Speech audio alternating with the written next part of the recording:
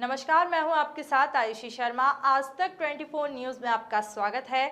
आइए रुक करते हैं आज की ताजा खबरों की ओर।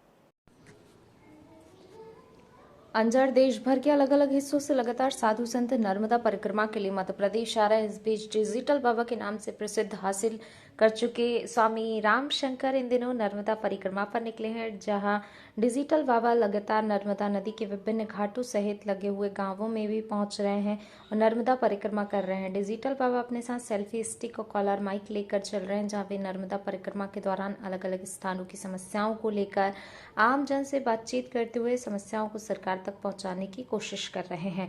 डिजिटल बाबा ने अपनी नर्मदा परिक्रमा 4 नवंबर एकादशी के दिन ओंकारेश्वर से शुरू की।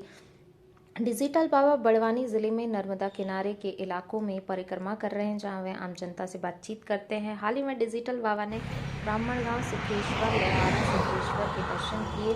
साथ ही ग्राम खेड़ा तहसील ठीकरी में कक्षा 1 से 8वीं तक महज 3 कमरों में लगने वाले स्कूल, साफ सफाई, अन्य व्यवस्थाओं से जुड़ा एक वीडियो बनाकर सोशल मीडिया पर अपलोड किया है, जिसे डिजिटल बाबा ने सीएम शिवराज को भी टैग किया। इतना ही नहीं, अंजार पहुंचे डिजिटल बाबा ने मीडिया को बताया, नर्मदा किनारे संचालित होने वाले अन्नकूट अन्य क्षेत्र में शासन के द्वारा कम या निर्धारित शुल्क में नर्मदा परिक्रमा वासियों के लिए भोजन सामग्री का प्रबंध शासकीय मद से करवाना चाहिए। उन्होंने उत्तर प्रदेश के मुख्यमंत्री योगी आदित्यनाथ का उदाहरण देते हुए बताया।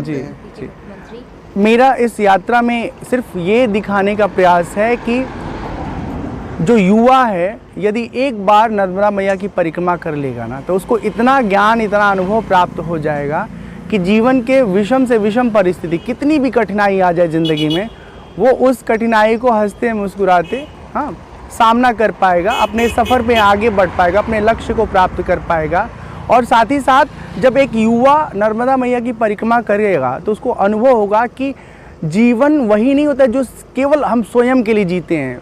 बहुत पढ़ाई करना, बड़ी नौकरी करना, ढेर सारा पैसा कमाना और सेल्फ सेंटर्ड लाइफ जीना, ये ज़िंदगी नहीं है। तो पशु पक्षी सब कर रहे हैं, निजी हित में और साथ में सामाजिक हित में, दोनों में करके जो जन समस्याएं हैं उनको सरकार के समक्ष रख रहे हैं। और शायद इसलिए हमें लग रहा है कि ये कारगर साबित होगा, क्योंकि यहाँ के जो मुख्यमंत्री हैं शिवराज जी, बहुत सालों से मध्य प्रदेश की जनता पर हुकूमत करते आ रहे हैं, यहाँ के मुख्यमंत्री के तौर पर अपनी सेवाएं दे रहे हैं। तो वो ये नहीं कह सकते कि हमें मध्य प्रदेश के स्थिति का, भौगोलिक स्थिति का, सांस्कृतिक स्थिति का अनुभव नहीं है। उनको अनुभव अच्छा है, लेकिन इतने लंबे कार्यकाल के बाद अगर कहीं वो गलती कर रहे हैं, कहीं उदासीन दिख रहे हैं, तो ऐसा उनको नहीं करना चाहिए। दूसरा एक खास बात मैं कहना चाहता हूँ, जो परिक्रमा है ना, नर्मदा मैया की परिक्रमा, ये आज के समय में एक बहुत बड़ा वैश्विक आयोजन है। पूरे विश्व भर में लोग इस परिक्रमा की चर्चा करते हैं। तो सरकार को चाहिए कि जो परिक्रमा लोग लगे ना, उनको कुछ अनुदान दे,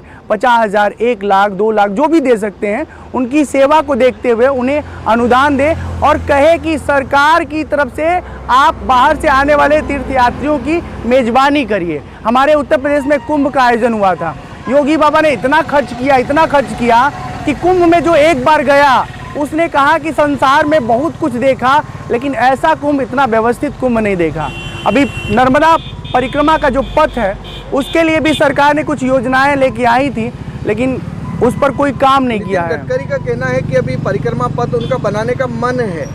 नितिन जी बना सकते हैं। नितिन जी एक ऐसे नेता हैं, नितिन गडकरी जी भारतवर्ष में एक ऐसे नेता हैं जिनके कहने पर विश्वास किया जाता है, उनके कार्यक्षमता पर यकीन किया जा सकता है। और हमको पूरा भरोसा है कि नितिन जी अपने कार्यकाल में नर्मदा मैया का जो परिक्रमा पथ है वो जरूर बनाएंगे। और यदि नर्मदा मैया का चैनल को लाइक, शेयर, सब्सक्राइब जरूर